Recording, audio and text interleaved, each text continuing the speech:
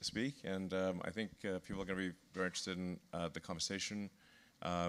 We've spoken a number of times over the years, and had a lovely breakfast at your place in Israel, and it was wonderful to have that conversation. Well, I came out of it and I said to my wife, Sarah, this guy really knows what he's talking about. I said, he's the Edison of our time, and I think I probably dealt you a sort of a backhanded slap, because what about the Tesla of our time? Yeah, I think got a long way to go before I anywhere near Tesla, I think. Yeah, it was a great conversation. We touched on a number of subjects, yeah. So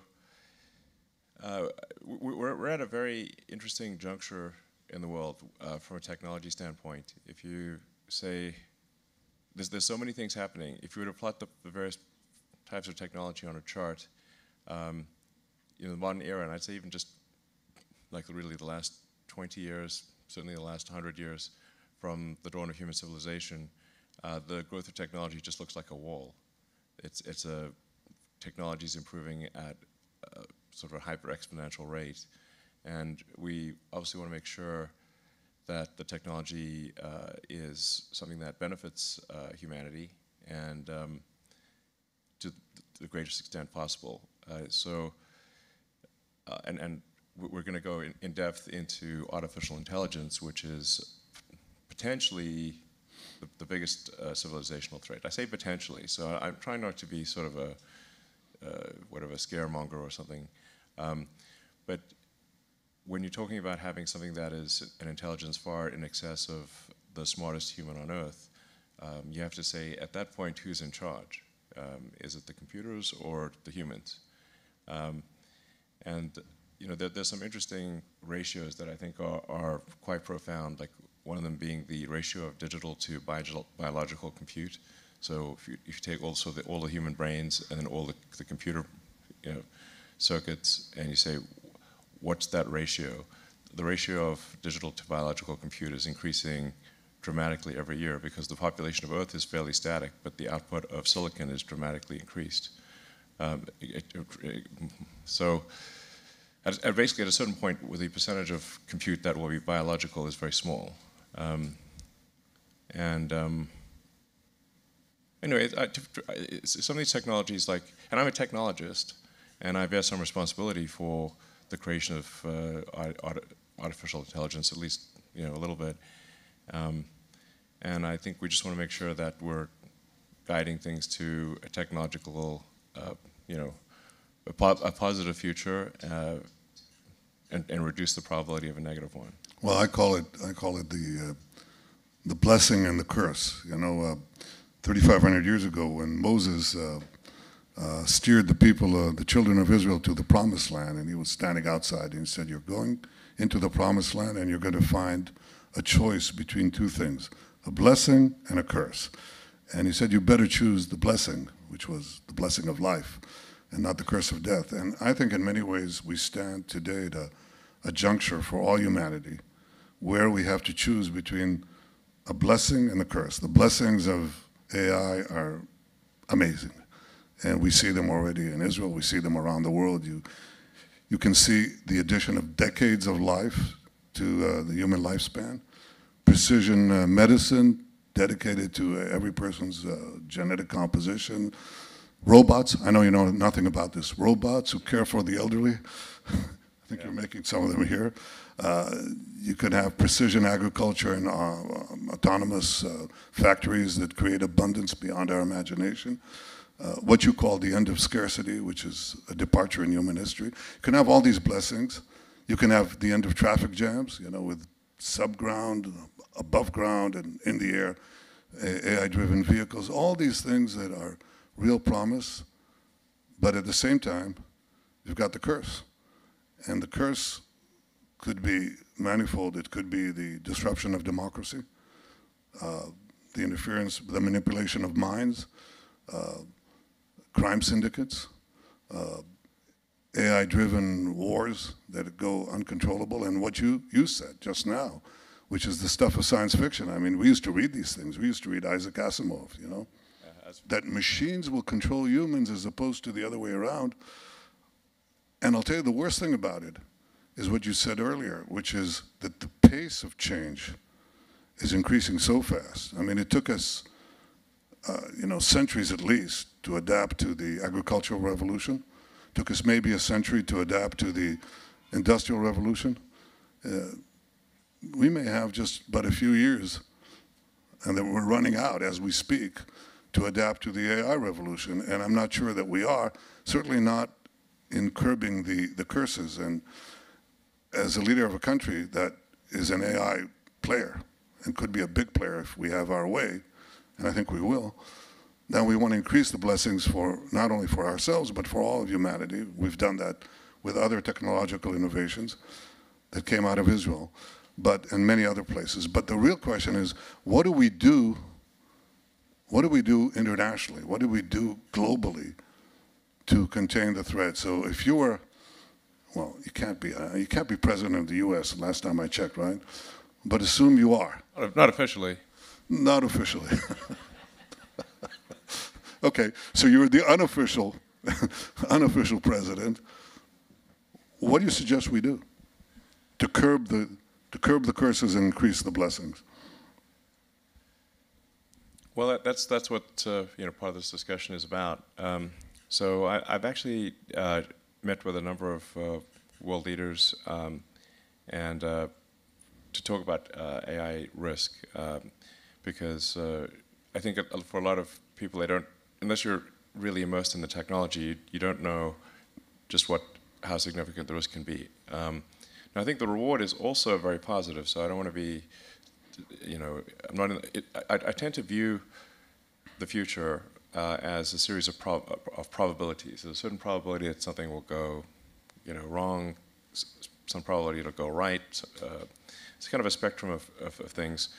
And to the degree that there is free will versus determinism, then we want to try to exercise that free will to ensure a great future. So, you know, and the single biggest rebuttal that I've gotten among leaders in the West with regard to AI is that well, sure, the West might regulate AI, but what about China? Because to your point about which countries will have significant leadership in AI, China is certainly one of them, one of the very top, or, you know, potentially number one. You know, so if China basically does not regulate while others do, then will the other countries be at a disadvantage?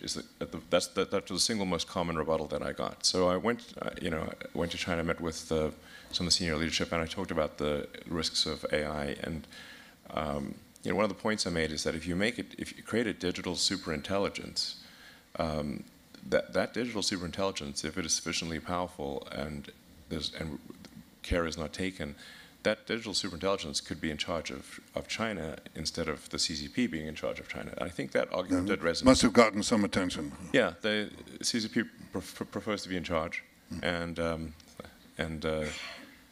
you know, a bit of a dry house we got here. Anyway, anyway, so I think they you know, they understand the argument. Like, look, if you create digital God and now that is the boss of you, you know, that's not something that appeals to them. So, let me give any government. Yeah, I think there's another thing, though. I mean, I see this as three layers. How do you? I've been thinking about this ever since we spoke about it. How do we? And I read some of the books, including some of the people that we're going to talk about later. Tegmark's book, which I thought was really absorbing and stimulating. But how do you get the international regime to control this thing? Okay, well. Okay, if you look at it and you look at, you know, the first thing you can do is get like-minded states, I call them the like-minded smarts, to agree on a code of ethics and a code of conduct, and that's pretty easy. We can do it within our countries and between our countries.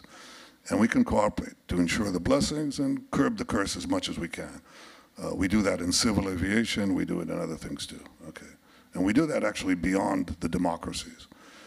The second tier is the other regimes, the other systems. And there, I look at nuclear weapons. Okay, how did we control nuclear weapons? Everybody says, well, we had treaties, we had arrangements. That's not what controlled nuclear weapons. What controlled nuclear weapons and gave us 75 years of nuclear peace is deterrence. Basically, MAD, what they call, mutually assured destruction. That was enough, and I hope will be enough, to contain the curses inherent in these weapons of mass destruction. I think there is something beyond that machines will take over. It's that if we don't have a code of conduct between the major powers, you'll have MAC, mutually assured chaos. If anybody punches the other side, and you'll have a response, then you'll have a runaway chain of events that could foster such global disruption that everybody loses. So that may persuade the established powers and superpowers. But then you have the third problem, which I think is the most difficult one.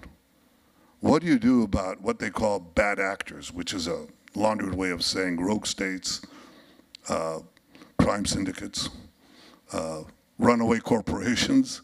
How about runaway individuals? I mean, like, remember the James Bond movie where you see the guy in some island and he's manufacturing the Spectre argument you have? But to do that, you need computation, you need big data, and you need basically algorithms and very able people. Could we trace that? Could we control that? Assuming we got the first part, the like-minded smarts, and then we had some kind of code of conduct and mutual deterrence among the big guys, could we police the planet against the little guys or the rogue factors? Yeah, that's a great question, and I think the answer with respect to digital superintelligence is yes, because although, like, if you see a movie like, say, Terminator, you see the intelligence appears to be in the robot, but actually the intelligence is in large data centers, large server centers. So think of it more like, if you see some of these data centers, you just see computers, like, you can practically see the curvature of the Earth. That's how long the corridors are. I mean, these gigantic, massive warehouses or buildings with, in some cases, hundreds of thousands of computers. For extreme digital superintelligence, it's not subtle. So it's not someone in barriers. What you're saying is there are barriers to entry that will be difficult to overcome.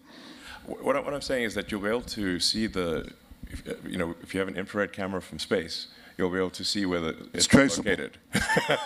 you can actually identify it. Yes, because if you've got a sort of, say, 100 megawatt data center, that you're going to have 100 megawatts of heat column. So in infrared, this will show up like it won't be subtle. It's not a drug dealer. It's not a drug dealer in the Amazon who's doing this, No, it's hard to hide a giant service center.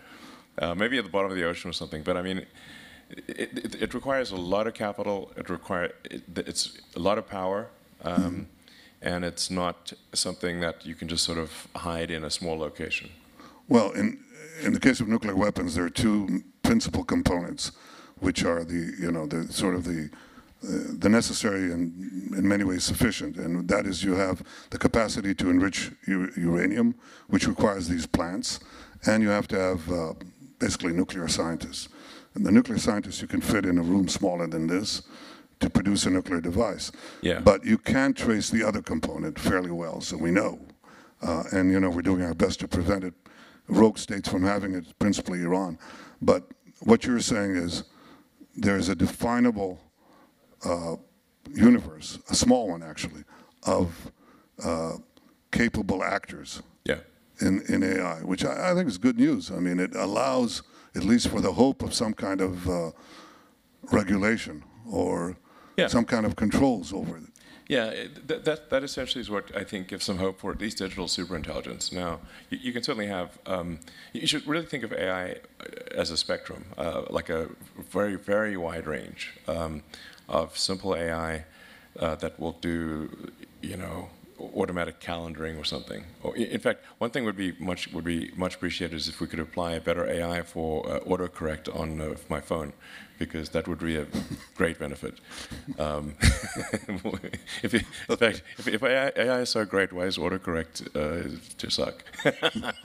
You know, it's sort of like, anyway. But there's varying degrees of AI that go from doing simple functions to levels of intelligence that I think are hard for us to comprehend as individuals. And at the very high level, the stuff that's least understandable requires massive amount of power, a large number of computers, and the right software and the right data and everything. So it's something you'd notice. It's not, difficult to hide. Sort of similar to uranium, you can sort of detect the uranium radiation, you know. I agree with you. It's actually very easy to build nukes. Yeah. Well, we're trying to make it harder on the bad guys, you know. We're doing our best, and I've devoted a good chunk of my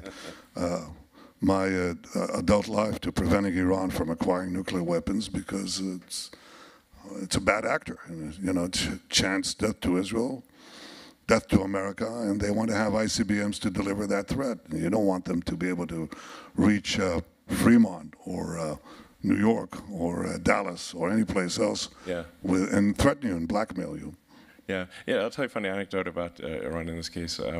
So we got permission from the U.S. State Department to turn on Starlink over Iran, and you know, so a few people are using it, and we got a sort of upset letter from the government of Iran, but actually the letter was so polite that I expected to be sort of angry or something, but it was polite to a degree that I think, like Charles Dickens level polite, you know.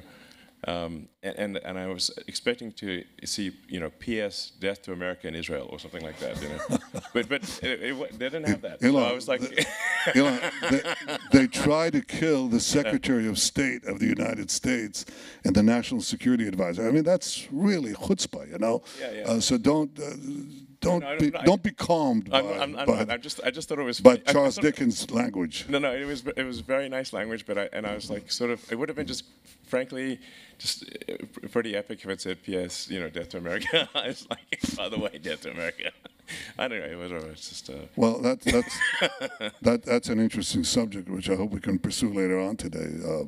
But I think, you know, these regimes basically are based on the ability to control the minds of their people, and to the extent that you can facilitate what I know you believe in deeply, which is pluralistic views to be heard. Well, you know, people are discussing it all over the place in the free world, but what makes the unfree world unfree is that you can't have this discussion. Yeah, you exactly. can't do anything. Right, totally. No, I think it's. You know, I think the founders of the United States, or shortly thereafter, with the First Amendment being free speech, was a very wise amendment, because you said, why did they care about that so much? Is because the places that they came from, they didn't have free speech.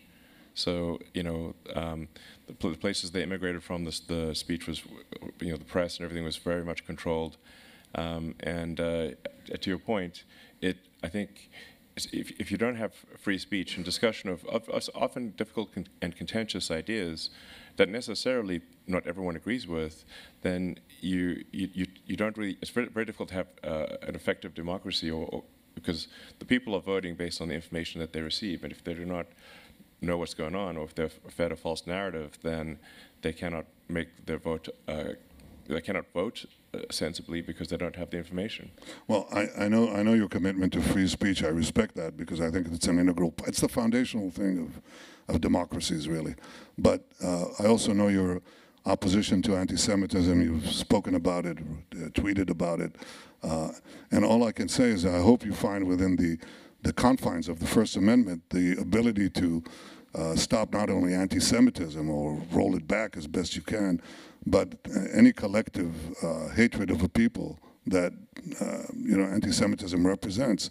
And I know you're committed to that. I hope you succeed in it. It's not an easy task, but I encourage you and urge you to find the balance. It's a tough one. Yeah, I mean, I think generally, I mean, I'm sort of against attacking any group. You know, Doesn't matter who it is. I'm in favor of that which furthers civilization and which ultimately leads us to become a spacefaring civilization, and where we understand the nature of the universe. So we can't do that if there's a lot of infighting and and hatred and negativity. So obviously I'm against anti-Semitism. I'm against really anything that is that promotes hate and conflict. And I'm in favor of that which helps build society and take us to a better future for humanity collectively. So, and now this sometimes is this like, I think one can actually argue that really everyone should have this view. All it requires is long-term thinking. And if you're long-term thinking, you say like, okay, well, so basically you can say like, even if, hypothetically, if someone is, say, completely self-centered, well, it's like, well, how would you feel if you didn't have civilization? It's very easy to figure that out. Just go into the forest with nothing and see how long you want to live there. Just watch an episode of Naked and Afraid. And see how long you live. You may die very quickly. Yeah, no, exactly. So it's like civilization turns out is pretty nice, actually. We may quibble about civilization, but it's easy to experience not civilization by just going into some place where there are no people and seeing what it's like, and you very quickly come back to civilization. So. Unless you're Ted Kaczynski or something, So you like living in the forest. So yeah. So now free speech does at times mean that someone you don't like is saying something you don't like. If you don't have that, then it's not free speech. Now that doesn't mean some sort of negativity should be pushed upon people, because for the X platform, unless it's interesting, entertaining, engaging, then we will lose users. People will want to not use our system if they find it to be unpleasant. Our overarching goal for the X platform is to maximize unregretted user time. So if you spend half an hour on the X platform, did you learn a lot? Were you entertained? Did you perhaps laugh a little bit? In fact, I find it to be the best source of humor. I laugh more on stuff that I read on X than everything else combined. So, I think that's a good thing. But it's also important to bear in mind that there are 550 million monthly users, now going to maybe 600 million monthly users, and any given day there's on the order of 100 to 200 million posts to the system. This is a lot of material. So in amongst the 100 or 200 million, and I'm excluding retweets or reposts, as I say, new wording. Some of those are going to be bad. It's impossible to say, and you can't police it in advance, but you can say after the fact, oh, it's getting reported as hate speech. Okay, well, we're going to de-amplify. We're not going to promote hate speech, so because we think probably that's not what people want to hear. Well, I think the other thing is that it doesn't stop you from coming out as you have and as I do on every possible forum and condemn anti-Semitism. It's just this collective hatred of a people. You say they have to be banished. They don't have a right to exist. They don't have a right to a state of their own, and so on. And the vile things that are said, I don't care if they come from the hard left or from the hard right or white supremacists or I don't know, ultra progressives. For me, that's something that I condemn, and I think that it's important to come out. And that's quite a separate question. The condemnation is quite separate from the question of access. The one access idea that I have, and I don't even know if it's technically possible, is to prevent the use of bots, armies of bots, to replicate and amplify it. So at least if you get a crazy guy and a hateful guy, let him be speaking for one voice rather than arming, an army of an army of fake millions to do this. Absolutely. This is actually a super tough problem, and it's part of really, I'd say that maybe the single most important reason that we're moving to having a small monthly payment for use of the X system is it's the only way I can think of to combat vast armies of bots, because a bot costs a fraction of a penny, call it a tenth of a penny. But if somebody even has to pay a few dollars or something, some minor amount, the effective cost of bots is very high, and then you also have to get a new payment method every time you have a new bot. So that actually, the constraint of how many different credit cards you can find even on the dark web or whatever, and then prioritizing posts that are written by basically X-Premium subscribers, and we're actually going to come out with a lower tier pricing. So it's, we want it to be just a small amount of money. This is and it's a longer discussion, but in my view, this is actually the only defense against vast armies of bots. Mm-hmm. Because as the AI gets very good, it's actually able to pass these sort of captcha tests better than humans. In fact, one of the ways you might say, like, wait a second, this passing the test too fast. That must be a robot. It must be AI, because a human would be much slower. But you're saying that all these things are happening at such a rapid exponential rate that our discussion, the means we're talking about, we're really so far behind the curve that we're not really addressing as leaders of technology, leaders of nations, leaders of technological nations, we're not really addressing these massive changes that are changing humanity and our world and our future. Not in the future, it's right now.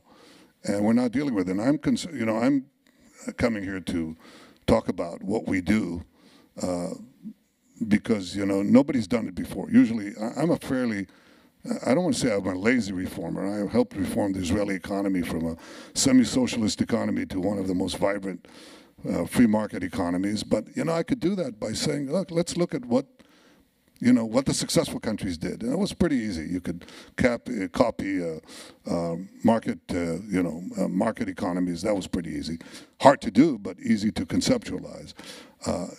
When we had to deal with cyber, there was no model, and we just went along, changed ourselves as we went along, and figured out how to make Israel, one of the leading cyber powers to protect ourselves.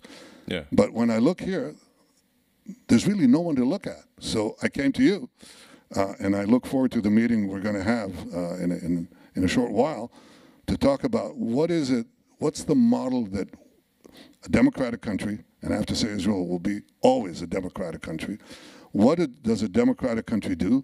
How does it cooperate with other democracies? How does it cooperate with other nations to get a handle on this, I don't want to say this demon that has been released. You didn't create a demon, don't worry.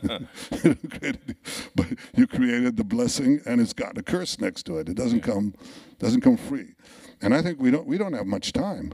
And I think this is the single most important development in our lifetime, and in many ways, perhaps in history. So we don't have much time to deal with shaping our future, and that is really my greatest interest for my country, but not only for my country, for everyone. I couldn't agree more. Actually, I guess before we bring the other participants on, speaking of Israel, speak of it. There's as you saw some protesters outside, and I've, to be frank, probably got the most amount of negative pushback from people at Tesla about this interview than anything else I've ever done. Mm-hmm. So if you could take a few moments to address, sure. I think it's primarily the judicial reform question. Sure. Yeah. Well, it's a good opportunity to tell people who are protesting to at least so they know what they're protesting about, because I think many of them don't know. And there's a concerted effort to make sure they don't know. Look, the first thing I'd say is repeat what I just said a minute ago. Israel was, is, and will always be a robust democracy. But it's changed its, I would say, its character subtly and imperceptibly about 3 decades ago. And I'd say this all goes back to a very sort of a very bitter day in Athens about 2,400 years ago. Okay. There's this, yeah, that's where it starts. Okay. I told you history has its roots. Well, there's this brilliant 28-year-old man who sees his beloved teacher forced to drink a cup of hemlock, Socrates. And he says, and it was forced by the Athenian Assembly, the democracy of Athens. And Plato says, and that's a 28-year-old man, he says, what is this crazy system, this democracy? There has to be a better thing. And the better thing, he says, is a utopia where the philosopher is king. You know who the philosopher is? It's Plato. It's Plato. Yeah. And he says, how will he govern? He'll govern with 300 guardians that he'll appoint, and they'll appoint their successors and so on. Now, this idea sort of ambled its way through the Middle Ages and was soundly rejected in modern times, first by John Locke and then Montesquieu, and then the fathers of the American Revolution. I mean, the curious thing was, Plato said you have to have elevated people, enlightened people to rule and not the masses, right? But then you had these brilliant people, Madison, Hamilton, all these guys, and they said, no, it's not the enlightened people. The people rule. It's we the people, not we the elites. We the people rule.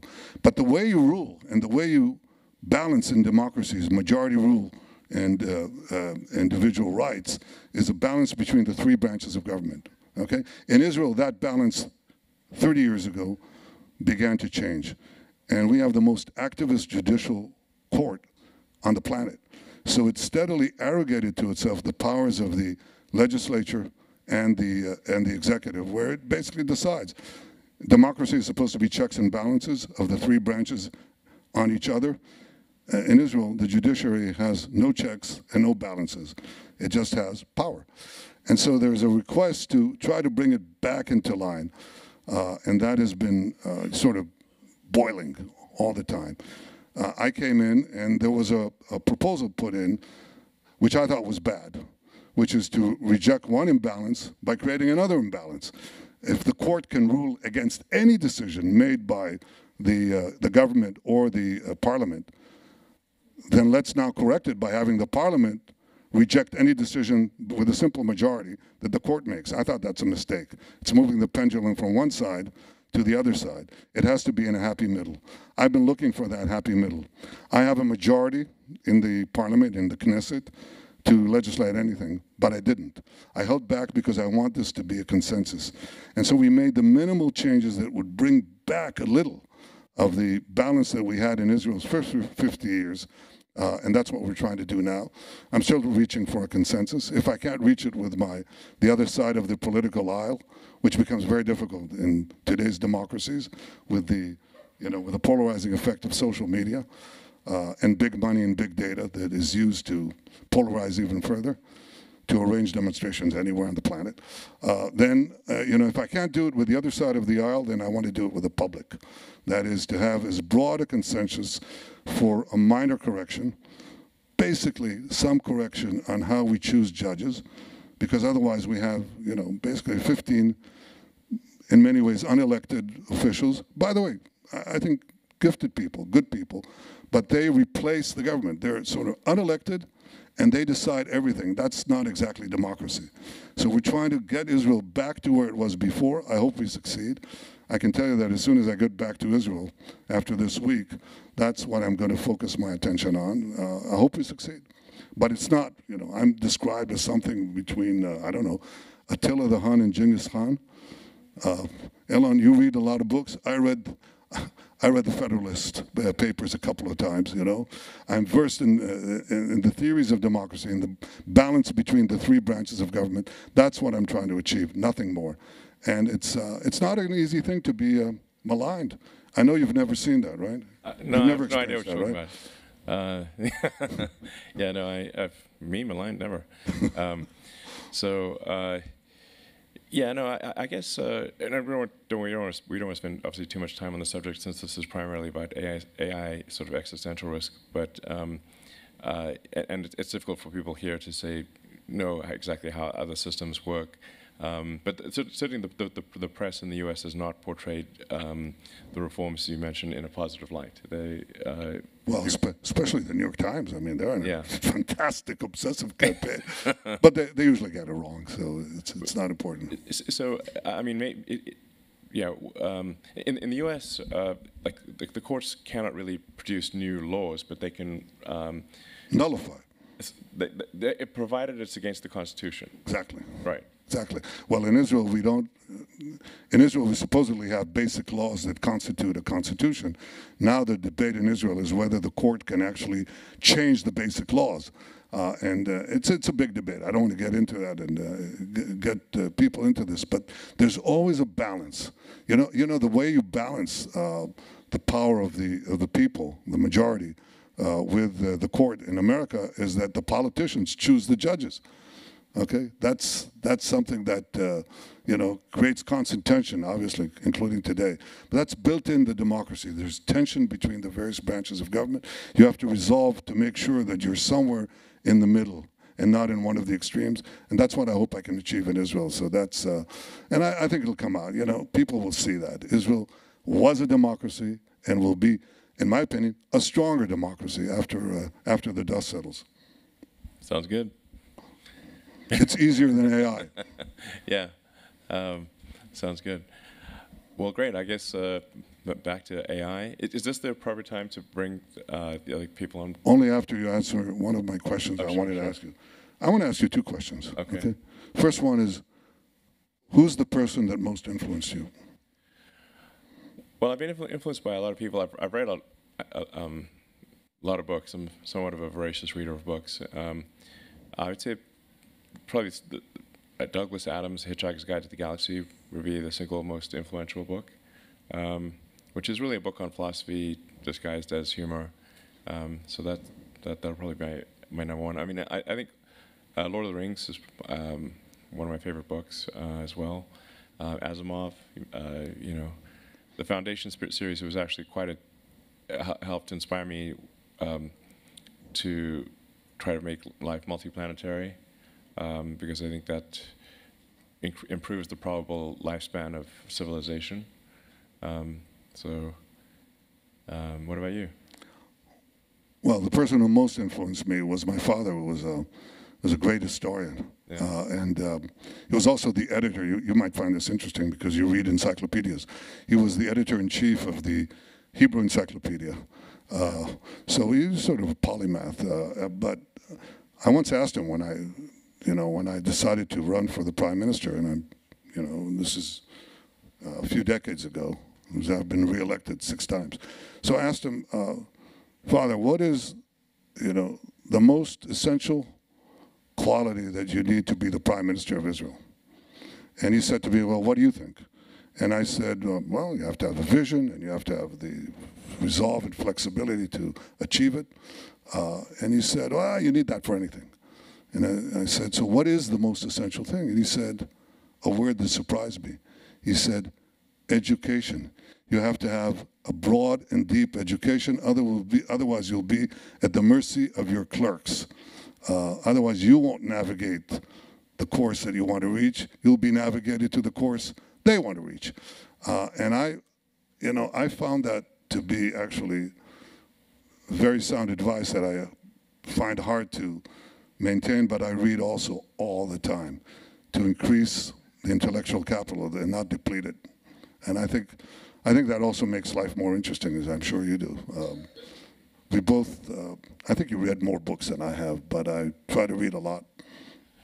Yeah, well, I think that generally would be good advice for kids or adults, frankly, is just to read more. Who reads today?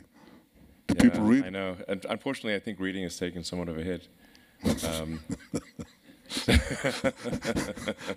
That's because people read tweets. That's what they do. Well, they watch TikTok videos live, which it's not, you learn something, I suppose, but there's much less reading, and the things that I think if I'd had the internet back then, with the great movies, video games, and that kind of thing, I probably would not have.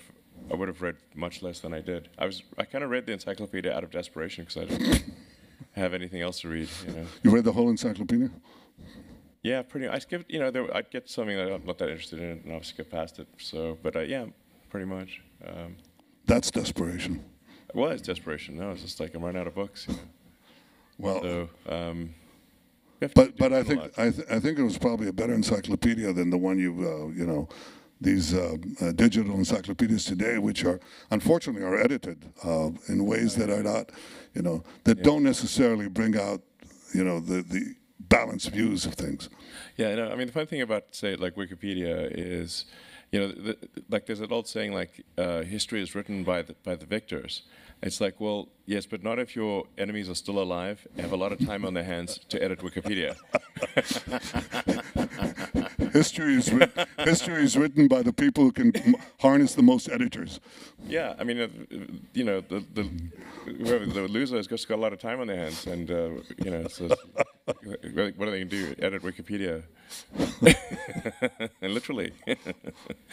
So, yeah. Well, should we perhaps bring? Yeah, please. Okay. Let's bring it in. Oh, we're going to take a break. Okay.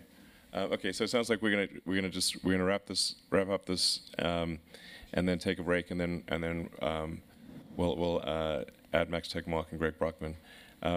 So is there any last words you'd like to say for just the two of us?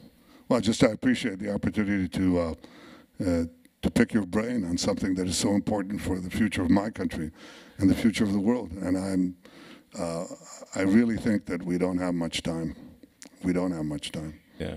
Well, one of the things maybe we'll do it another time, but is, I went to Hebrew preschool, and I can sing a pretty good Hava Nagila, so maybe I'm going to have a sing-off at some point, but don't know if we have time today, but... and if you want to, go ahead. I'm not going to stop you. Well, we need some music. This is where we go into the deep fake. We could have the Elon Musk Hava Nagila. All right, well, I guess we'll take a break now. Maybe, kick it off with some Hava Nagila in the next session or something. Terrific. Thank you. Got some great guests here. I think you guys know me and obviously the Prime Minister, but if you guys could introduce yourselves and say a bit about you, that would, and you've both done amazing things, so please don't be shy. So I'm Greg Brockman. I'm the president and co-founder of OpenAI.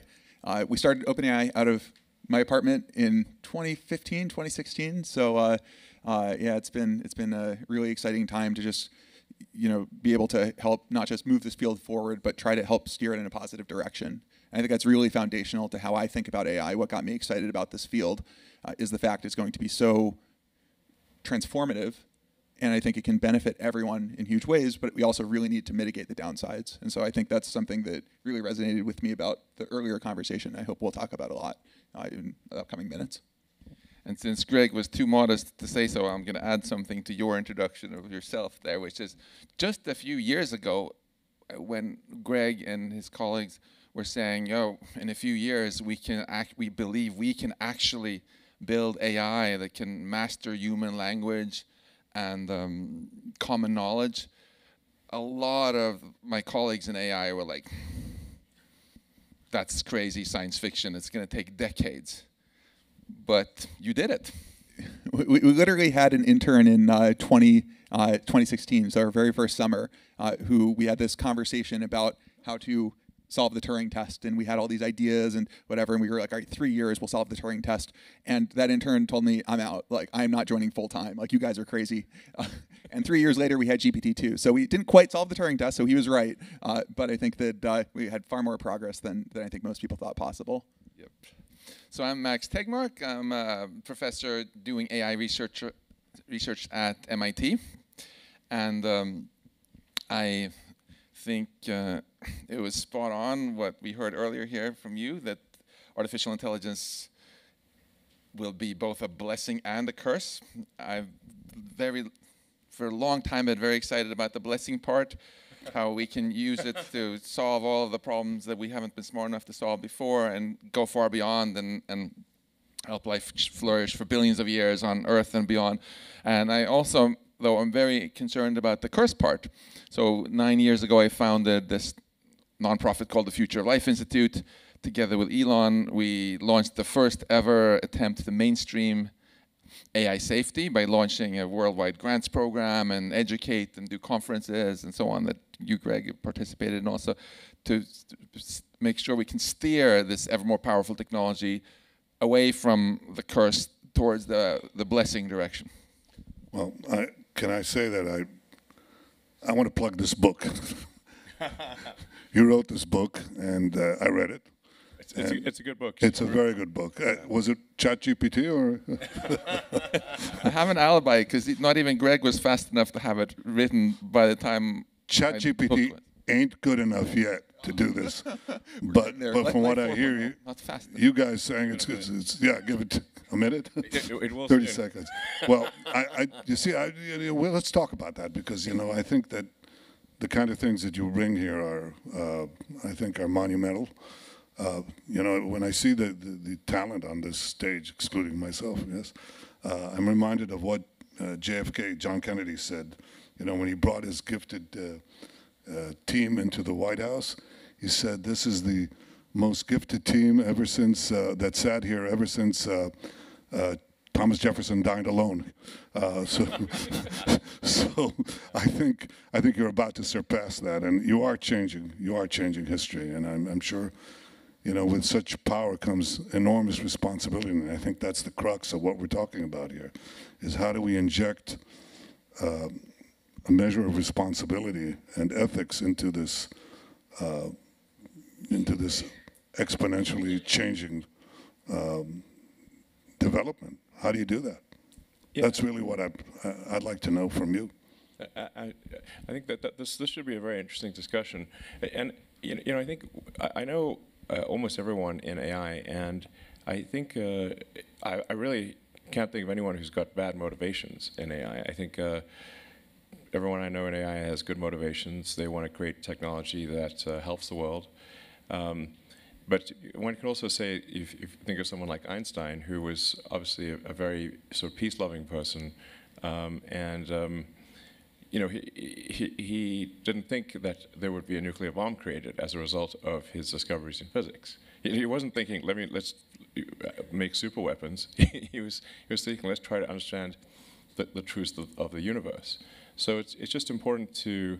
I always want to just preface any criticism of AI development with it not being a criticism of the people doing it, but just to bear in mind that. Just as Einstein didn't expect his work in physics to lead to nuclear weapons, we need to be cautious that even with good intentions, the best of intentions, that we could create something bad. That is one of the possible outcomes. And we want to try to take whatever actions we can to ensure that the future of humanity is good and that AI is much more of a blessing than a curse. So. I mean, that's definitely why I work on it. I think that not for evil. It turns out, but I think that balance is really key. And I think that one of the things that is important is to really calibrate the choices with respect to the technology, right? Because I think this technology, it has this way of being very surprising. The way that people pictured, like you read Asimov, you read kind of all the science fiction, you read Eliezer Yudkowsky and kind of all this thinking people are doing about very smart machines that are smarter than humans. And somehow none of it really predicted GPT-3, right? Somehow the technology that we're building, it's just surprising. It has very different properties. And I think that even you think about like chess, people used to think chess would be, we solve human intelligence, and it turns out that's the first thing to go. And so I think that what we're really seeing is that we need to be calibrated and see not just what the current systems are doing, and this is one of the reasons we deployed ChatGPT, is it's just really important to not get in our heads and think, oh, this is how it's all going to play out, this is how people are going to misuse it, but you need to actually see that. You need to actually have people spending a lot of time thinking about where this slots in, where it works, where it doesn't, but also to really try to peer ahead And so we've been putting a lot of effort into capability prediction. One of the things that I think was kind of undersung in our GPT-4 release is that we actually had very good predictions of exactly how good GPT-4 would be before we even trained it. And that's something we could never do with previous models. And I think that this, and doing that at societal scale, like I think that's one answer for how do we actually get this right. Because if you can see around the corner, then you have an answer. And in AI, it's always been the opposite. We've always been taken by surprise. Well, I want to ask you, because there are sort of layers of questions here. Max's book takes you to the existential question of whether you project basically machine intelligence or human intelligence into the cosmos. Human intelligence turned into machine intelligence, into the cosmos, and so on. That's a big philosophical question. I'd like to think we have about 6 years for that, okay? But the other questions that I'm dealing with as a leader of a country that is blessed with a lot of AI talent, rated about #2 in talent relative to population size in AI, but I want it to be among the top 3 because it's important to advance the country. But I think also for it raises questions that we raised before. But here's another one. Okay, as ChatGPT-4 or ChatGPT-8 comes into being, and you have Hollywood strikes already about screenwriters and directors and actors. Okay, what do you think will happen to the job market? I mean, we had this conversation. What do you think will happen? I mean, you can tell me, you can comfort me with all previous revolutions that there were more jobs, many more jobs created than lost. But you really believe that now? Yeah, I think it's far from obvious. I think it is a correct question. And I also think that it's important to kind of look at the whole picture of, for sure, there are jobs that are going to go away. What's going to be the balance of marginal job creation? And you can tell the story of, it's going to be very comforting. You look at every previous technology. I do think AI is not like every previous technology, right? That this is, usually we kind of are seeing automation of mechanical parts of creation. And here it's almost this creative aspect of creation. But I think that we want to even go one step further from where we've been, right? And not just say, okay, I could have been an artist and now an AI is a competing artist. But you want AI that can help us come up with ideas and solve problems that we just couldn't before. And so what does that world look like? And if you're a post-scarcity world where people don't have to work to survive, what set of people, because people identify themselves, your whole identity is around your work. You identify yourself by your job. Yes, exactly. And so what will happen then, and what does that look like? And so I don't come with an answer to this question of exactly what the balance will be like. I think there will be fundamental changes in how we even relate to work and to meaning that will happen and may result in a landscape that just looks very different. That the answer to that question, it's kind of like, if you were a hunter-gatherer and someone's like, what's going to happen to our hunter-gatherer job post-agricultural revolution? It's just a weird question, right? It's like the framework changes on you. And so that's not a cop-out, right? I think that it might be the case that actually many more jobs go away than get created, and there's a lot of chaos and turmoil. But I think we got to be ahead of it. And the more that we can predict it, the more that we can have concrete answers. And we have teams that try, right? But I think that we're just getting started and we need help. Well, it'll change our economic models, okay? I'm a clear free market guy. I liberated and I helped liberate the Israeli economy to make it a sort of a technological powerhouse, but that's because of free markets. And free markets means open competition, and it's fine. But you stop at the monopolies, at monopoly's edge, okay? Well, you do that. I had a conversation with one of your colleagues, Peter Teil, and he said to me, it's all scale advantages, it's all monopolies. I said, well, yeah, I believe that, but I think we have to stop it at a certain point because we don't want to depress competition, okay? Well, AI is producing, these, this wall, and you have these trillion-dollar companies that are produced, overnight, okay? And they concentrate enormous wealth and power with smaller and smaller number of people, okay? And the question is, what do you do about that monopoly power? What do you do about competition? And if you are going to cannibalize a lot more jobs than you create, then we have to change the structure of our economic policies and our political policies to take care of the people who are not going to find jobs, who are not going to contribute added value to the economy.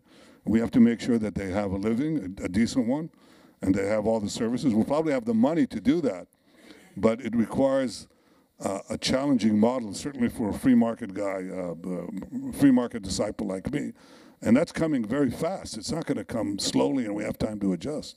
Yeah, I like how you challenge the question, what's going to happen? And I like to continue on that theme, because I think if we ask this very passive kind of question, what's going to happen to us? Let's just sit here and eat popcorn and wait for the future to happen. And then we're heading straight for the curse, I think. This is a sort of very passive approach, which I think is just going to... we've done this experiment before when a new species showed up on the planet that was smarter than all the other ones. And what happened was the Neanderthals went extinct. If we just very passively go into this, I think it's very likely humans will go extinct also. I think that's the wrong attitude. Even in economics, when you run a country, you don't just sit back and wait to see what happens and get child labor and the super monopoly of doom. No, you ask yourself, what do you want to happen?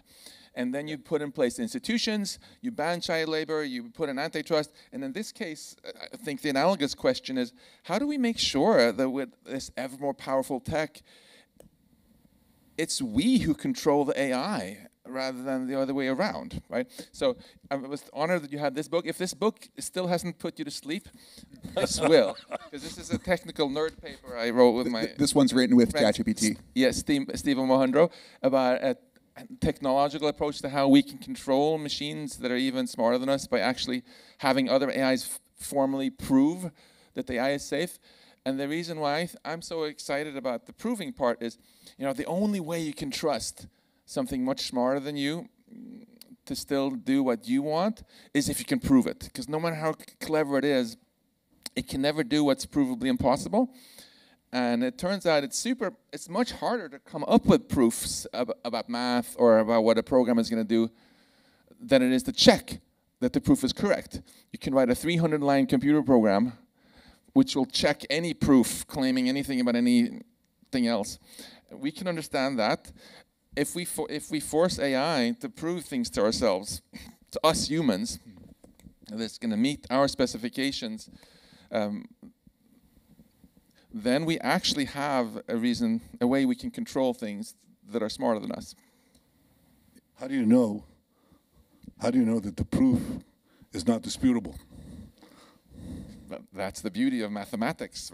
You can actually check, even if it's a brilliant proof, right, that I couldn't come up with myself. I can see, I just plug this into this and this. Yeah. It checks out. And there's a big science in doing this with proving things about programs for cybersecurity, because companies are so fed up with losing millions of dollars by getting hacked all the time because yet another bug was found in the secure shell or whatever, that there's been years of investment. And Greg and I had a fun conversation actually just before we went on stage here about how this field of trying to prove that things are safe is still in the Stone Age, in the sort of pre-large language model phase, where it's mostly humans trying to make the proofs. Yeah. I think it's ripe for a revolution where the kind of technology that OpenAI is building can totally turbocharge our ability to prove things about code. And I think there's a bigger picture too, because in my mind, if you think about cybersecurity, it's always a cat and mouse game. You have attackers, you have defenders, each one's leveling up, defeating the other. Is there ever going to be a time when the defenders totally win? Is there going to be a time when the attackers totally win? And I think with AI, that balance can change. And I think that formal verification is an example where maybe you can have defenders just win once and for all.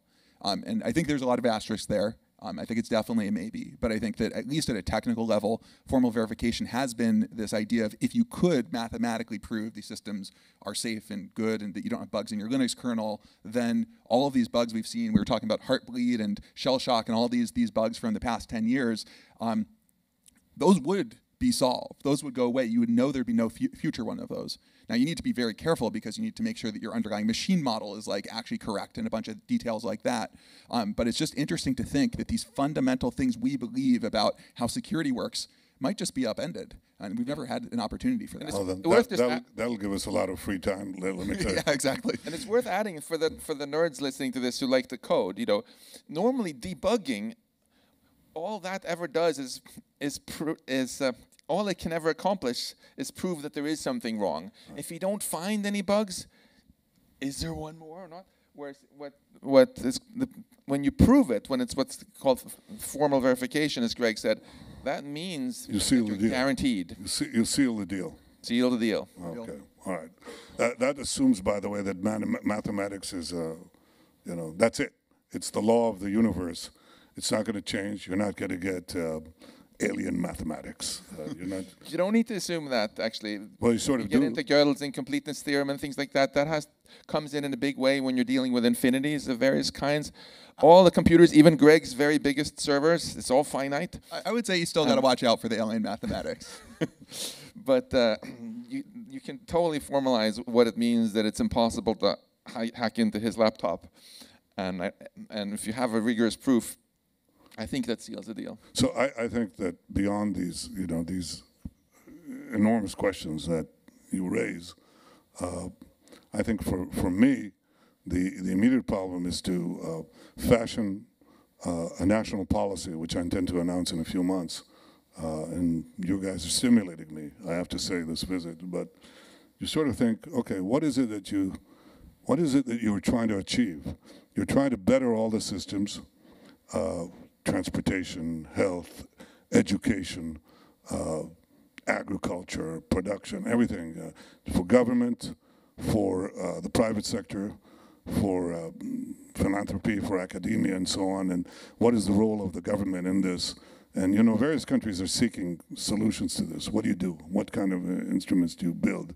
But I think the larger question is, you still have the monopolization of AI power in small concentrations because of what you said before, Elon. You said basically it's too big, You need the big data, you need the big, the big computational power, you need the talent for creating the algorithms. And that's concentrated in a few countries. We have another task, not only to make sure that we take care of ourselves, but how we have these benefits percolate to, the rest, the scientific and technological have-nots. And I think that's another real issue. But so far, the advances that we've made, at least in Israel, I don't know, anything from disk on key, remember that? Used to have something like that. I don't know, a drug, the camera pill that goes into your intestine, or any other thing that you have, from ICQ to cherry tomatoes. That benefits everybody, drip irrigation, okay? In AI, it seems to me that you're going to have a concentration of power that will create a bigger and bigger distance between the haves and the have-nots. And that's another thing that causes tremendous instability in our world. And I don't know if you have an idea of how you overcome that. Well, and first of all, I want to say, just on the talent density front, we have a number of Israeli engineers, scientists, managers, and they are top-notch, no question. We have a manager who runs one of our core teams who is ex-Special Forces, and there's nothing that phases him. So I think there's something about the Israeli way that I think is actually very conducive to this field. And I think that it is really important to counteract this rich get richer phenomenon if it comes at the expense of everyone else, right? I think that there's the world we should shoot for is one where all the boats are rising, and I think that there will be some sort of inequities in the landscape, and I think that's something to address, and that's something that I think that leaders such as yourself, I think, need to be very cognizant about. I think that we've talked about UBI. Like, OpenAI actually has run, I think, the world's most comprehensive UBI study.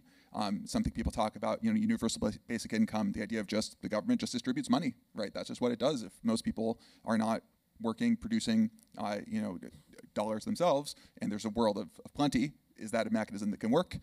Maybe it can, maybe it can't. There's a lot of assumptions that would go into a world where it works. It's clearly, I think, also has a lot of downsides to it. But I think that we need to have creative solutions because, again, I think that just like defense versus offense might fundamentally change, economic production and what it takes to actually build even a stable society, I think, is going to fundamentally change. Well, Elon, you said, when I asked you this question in one of our nighttime conversations, I asked you, well, what are you going to do when people don't have jobs and we shell out money for them? And you said, I think you said, oh, what's bad in living in paradise, right? I think you said that. Yeah. I mean, it's. I mean, this is a question of like, you know, the concept of heaven. Now, in heaven, I don't think you need to work in heaven. I haven't read that anywhere. So They're not laughing. feel free to, you know, laugh if you want. You know, the very positive scenario of AI is actually in a lot of ways the description of heaven, in that really nobody would need to work. I wouldn't even call it universal basic income. I'd say it's probably universal high income. I'm describing the best case scenario here. So I'm not saying this is definitely what will occur. There's a range of scenarios from very negative to very positive. The very positive scenario is basically sounds like heaven. You can have whatever you want. You don't need to work. You have no obligations. Any illness you have can be cured. You know, When do we die? well, that's a good question. I think it'll be a choice. Yeah, I think it probably ends up being somewhat of a choice. So, You want this world? well, I'm not saying I don't know. There's a sort of a philosophical debate. Is the concept of heaven, as it is normally described, actually what you want? I mean, do you want to be in a future or world where you know, in the AI sense, that AI can do everything better than you by far. So because, you know, you sort of like have like man's search for meaning questions type of thing. You know, good work.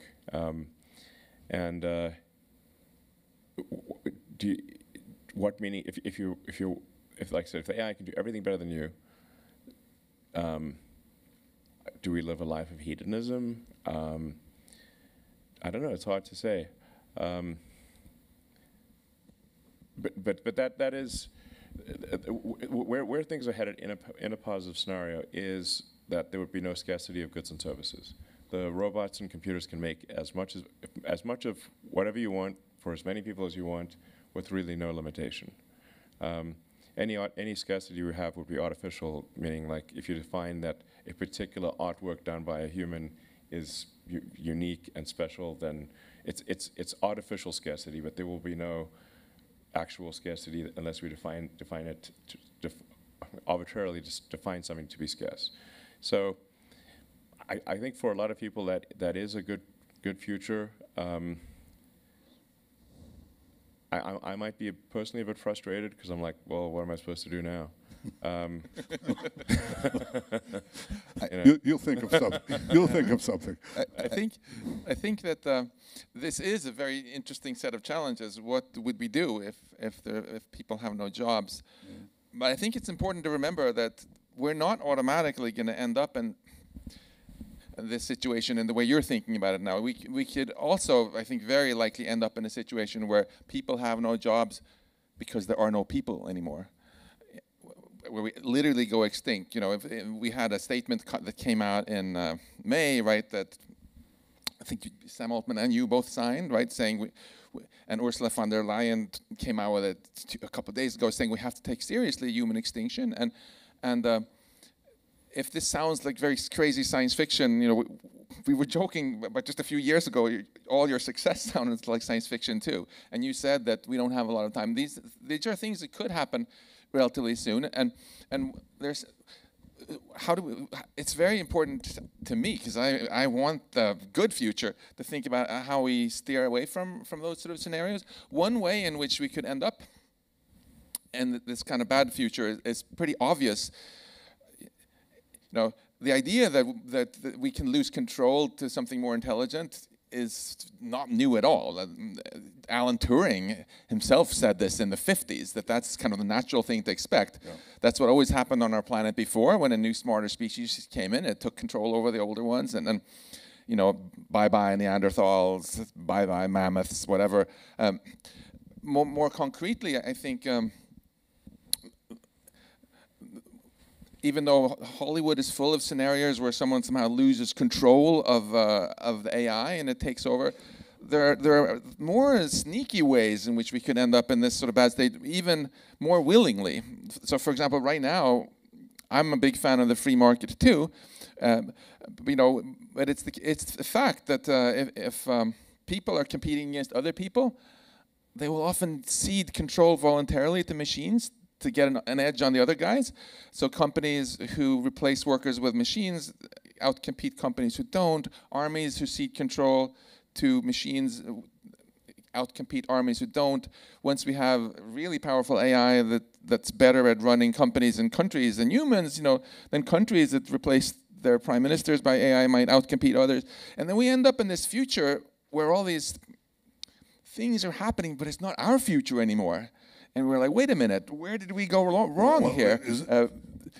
It was supposed to be for us. But that's the point, Forgive me for borrowing a page from your book, literally a page from your book. I'm confessing, I'm a speciesist.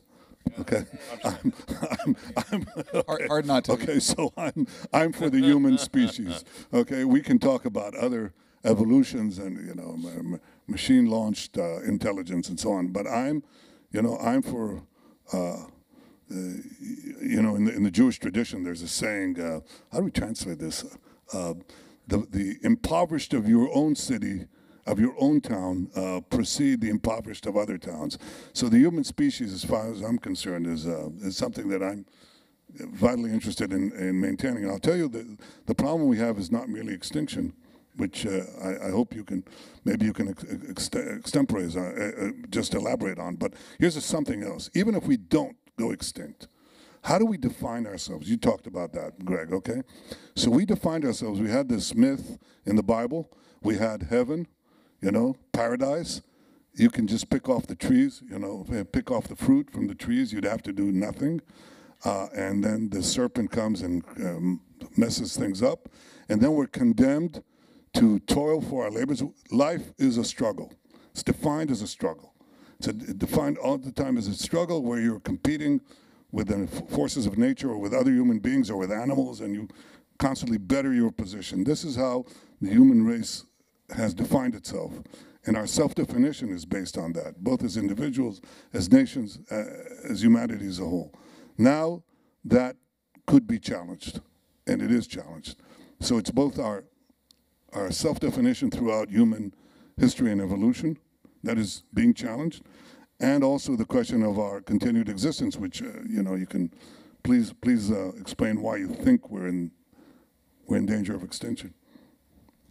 Well, I was going to say, I think this whole arc in my mind is all about paradigm shift, right? And I think that even the question of what would that heaven post-AGI positive future look like, I think even that is hard for us to imagine what the true upside could be. Because it's not just material abundance. It's not just we all get nice cars or something, hopefully all Teslas.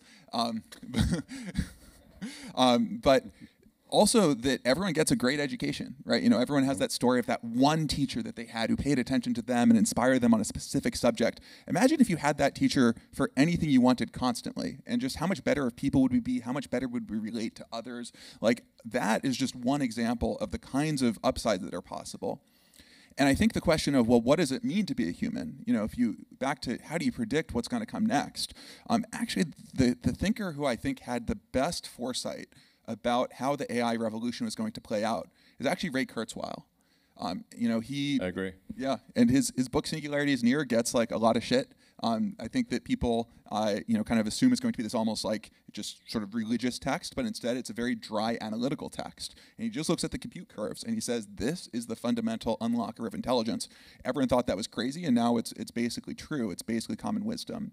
And part of what he says is, look, what's going to happen is in 2030s, first of all, he says AGI 2029. Yeah, I keep telling people, it seems to be almost exactly right. It's spooky. It's spooky. 2030s is when the merge happens. So we've got Neuralink coming, and maybe other systems like that. And what does it mean once you actually are kind of merging with an intelligence?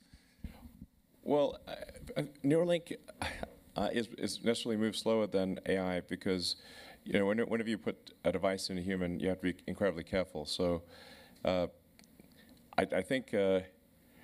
So it's not clear to me that the Neuralink will be ready before AGI. I think AGI is probably going to happen first, but we'll have the sort of AGI singularity. Sometimes digital superintelligence is called like a singularity, like a black hole, because just like with a black hole, it's difficult to predict what happens after you pass the event horizon of a black hole.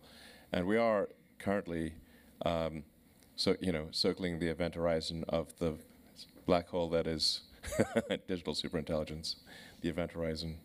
Part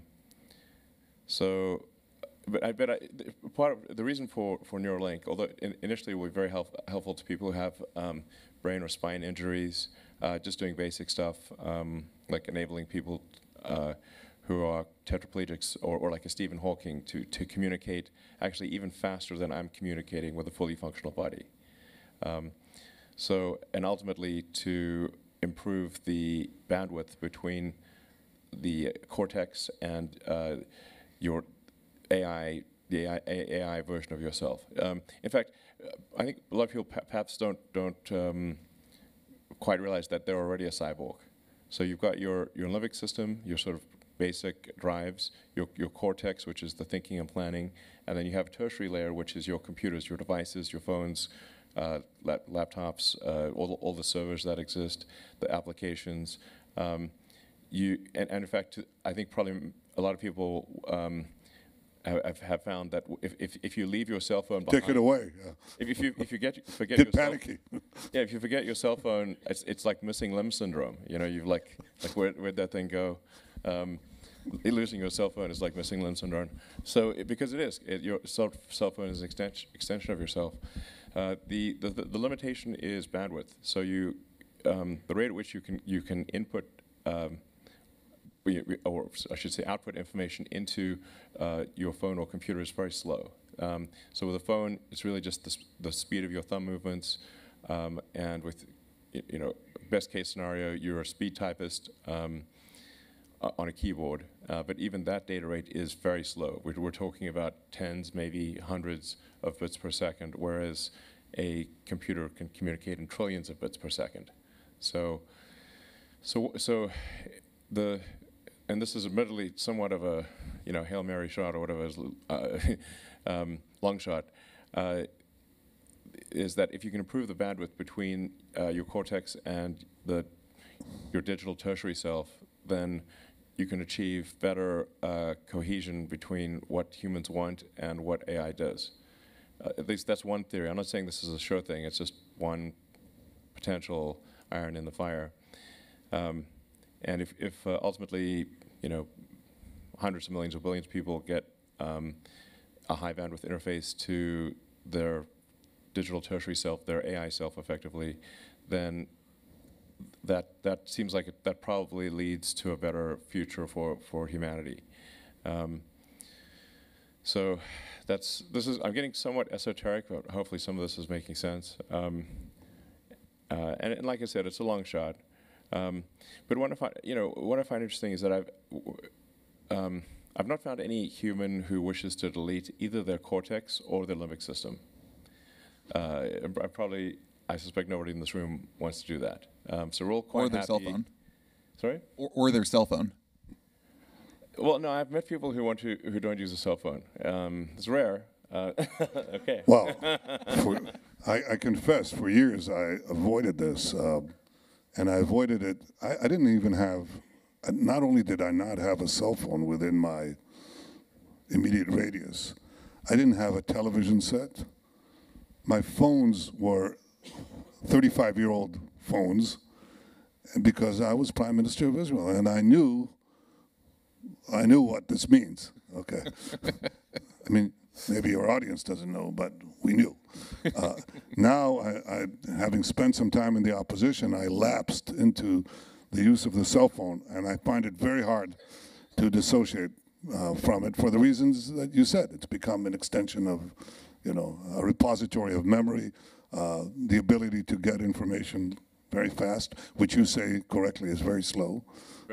Very slow. But yes. compared to what it was before. Yes, Alan? Remember, you had research assistants, have to go to libraries, things like that. Where's that? That's gone. But this will be seen as very vastly primitive compared to what you're talking about, Elon. Yeah, I'll just add something to that, and go to Max. But I mean, it's sort of a funny thing. Like if you assume like a best case AI scenario, imagine if you're the AI and you're trying to you just want the human to tell you what it wants. Just please spit it out. But it's speaking so slowly, like a tree. Okay. Like trees communicate. Okay. If you watch a tree, like a sped up a version of a tree growing, it's actually communicating. It's communicating with the soil. It's trying to find the sunlight. It's reacting to other trees and that kind of thing very slowly. But from a tree standpoint, it's not that slow. So what I'm saying is, we don't want to be a tree. That's the idea behind a high bandwidth neural interface is even when the AI desperately wants to do good things for us, that we can actually communicate several orders of magnitude faster than we currently can. So. I love that you mentioned the trees there, because if anyone is still struggling to understand why it's so likely that we could get wiped out by AI, to a super intelligent AI, we are like trees. They are as much faster than us in their thinking than we are to trees. So if some trees in the rainforest are a little bit worried that some humans are going to come chop them down, and they're like, oh, don't worry, we're so smart, we'll stop those humans. Yeah, good luck with that, right? I love how you went philosophical here and talked about what it means to be human, and I wanted to follow up on that. And then but before that, maybe just continue that. Okay, so how you're assuming that the danger of human extinction is that you have machines, super intelligent machines that outpace humans by orders and orders of magnitude, who will not necessarily value the continued human existence as we know it, and basically program us out. That's basically what you're saying. So if we were to be so dumb as to create entities that are much more powerful than us that don't share our goals, yeah, that's a really bad idea. I mean, in Israel, I think you understand really, really well that if you have a bunch of other beings who are intelligent and don't share your values, it can go really badly, right? And let's not make that mistake by giving too much power to machines that don't share our values. But of course, we can tackle that in various ways. So coming back to what can we concretely do, I just want to say one thing about the philosophical point about being human. Just for myself, one of the things that I really cherish the most about being human is the agency, that I can actually make choices and make a difference. And one of the most beautiful things about what you are all doing with technology is giving us more agency. Back in the Middle Ages, when we had a life expectancy of freaking 30 years, and knowing that we might starve to death next year because of the weather, what kind of... It's so much more inspiring now that we're becoming more the captain of our own ship with technology, able to actually have more agency as a species. So I say, let's use that agency to create a wonderful future, not throw it away. And 3 things I wanted to just suggest for concrete action items we can do here. I'll say a little more about each of them. One has to do with pausing risky stuff. One has to do with controlling the machines, and one has to do with inspiration for the future. So for the controlling, we already talked quite a lot about the importance of staying in control over these machines, so I don't need to dwell on it anymore. But I think it's saying things like, oh, what is going to happen to us? Bring out the popcorn. That's too passive for me. Let's celebrate our agency and ask ourselves not what we think will happen, but what we want to happen. Yeah. And clearly, we want to control these machines. We're building them. Second thing, so I agree with Greg on many things, and I greatly respect your work. One thing where we have a friendly disagreement is, I signed this pause letter saying I think we should pause the riskiest things, and you don't. I think that it would be a good strategy for us to emulate what biotech does and just have clear safety standards. If you want to release a new drug, you can't just sell it in the supermarket. You have to do a clinical trial, persuade some experts somehow that this is safe. And I would like to see, for really high stakes, very powerful systems, some sort of system like this with standards, and then the companies it's on them to prove that they're safe before they get released. Who does the standards? Who makes the standards? Well, and we've solved this. It's been solved in Israel. It's been solved in the U.S. for biotech. You know, No, not for biotech, but here, you know, it's a. Do you want it regulators, or do you want it legislatures? I mean, it's not the only choice, but you know, it's a pretty clear dichotomy. I don't think we need to reinvent this wheel. The people who decide whether a drug gets approved in Israel is not people in parliament or in the Knesset, right? It's Israeli scientists. Right. But the government is involved in approving them. Exactly. We Right. can emulate that, and Elon can tell us all about how we do with cars. I don't want to dwell on it. I just think this is not rocket science. We can put these standards in place, and then we can continue doing all sorts of wonderful stuff with AI tech. Some stuff will wait a little longer for, but it'll be worth the wait because it'll be safe. The last thing I just wanted to say is I think for us to really seize this agency and work together, not just between companies, but also across borders, we really need a shared positive vision. And this is something I really appreciate so much about you, Elon. You have the guts more than most to talk about like really audacious, positive visions for the future.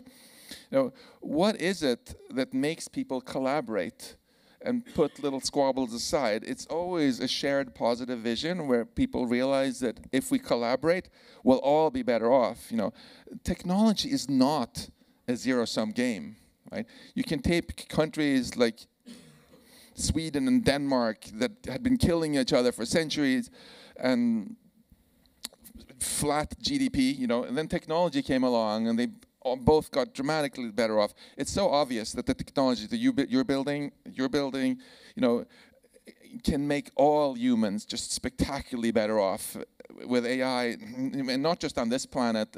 I like the list before we started you had there about how it can revolutionize healthcare and so many other things. And I would add to that, you know, why limit ourselves to this planet when there's this beautiful universe where life can flourish for billions of years? If the more we can just appreciate how huge the upside is, if we do this right, you know, the more incentive we will have to actually be a little patient where we need to be a little bit patient, make everything safe, and therefore get this wonderful future. Well, maybe we're sort of lagging behind in our social and political developments. This is like having nuclear technology in the Stone Age. What do you do with it? Which I think is, you know, is more or less the thing that I talked about in terms of the pace of development, outpacing basically what solutions we need to put in place to maximize the benefits and limits the risks. I think we're there. Yep. I think we should have a meeting of minds. You were in the Senate the other day. I presume you were talking about this. I mean, Yeah. You don't have to divulge what you can't divulge, but divulge what you can. Well, it were a lot of people in the meeting, so I don't think it was secret. It was just a discussion on AI regulation, and actually Sam Altman from OpenAI was there, and a number of sort of AI leaders were there. I think generally it would be a good idea to have some kind of AI regulatory agency. And you start off with a team that gathers insight to get maximum understanding. Then you have some proposed rulemaking, and then eventually you have regulations that are put in place. And this is something we have for everything that is a potential danger to the public. So if it is you know, Food and Drugs, we've got Food and Drug Administration, we've got aircraft with the FAA and space and rockets. You know, there's every anything that is a danger to the public. Over time, we have learned, often the hard way, after many people have died, to have a regulatory agency to protect public safety. Now, I'm not someone who thinks that regulation is some panacea where it's only good. Of course, there are some downsides to regulation in that things move a bit slower, and sometimes you get regulatory capture and that kind of thing. But on balance, I think the public would not want to get rid of most regulatory agencies. And you can think of it also as like the regulatory agency being like a referee. You know, what sports game doesn't have a referee?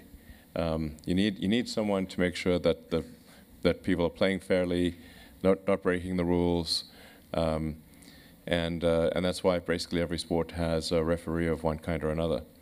So that's the rationale for AI safety, and I've been pushing this all around the world.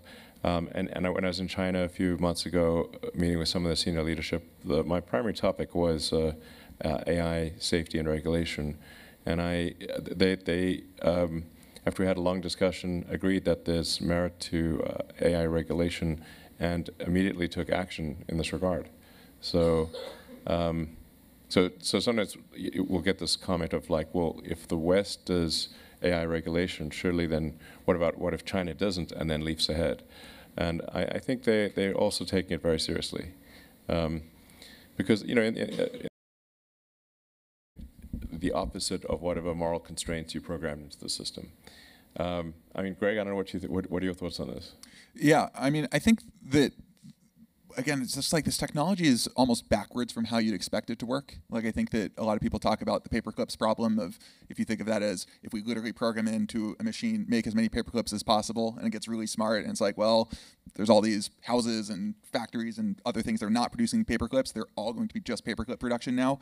All these humans that are in the way, paperclip would be a better arrangement of their atoms. And that's just not the technology path we actually seem to be on. You look at GPT-3, and it is a system that gets the nuance, it gets the common sense. Now, it has other problems, right? It makes mistakes that no human ever would. It like kind of loses its chain of thought and says all these weird things. It sometimes makes things up. Like, we have real problems we have to encounter. But I think that for me, that the hard thing that I think gets lost in some of the conversations is the nuance, right? Of really being coupled to what's the technology we actually see, and particularly, how does it depart from our intuitions about where we thought it would go? I actually think it's even interesting, Max mentioned the pause letter. The pause letter, one of the key parts of it was to not train GPT-5 for the next 6 months.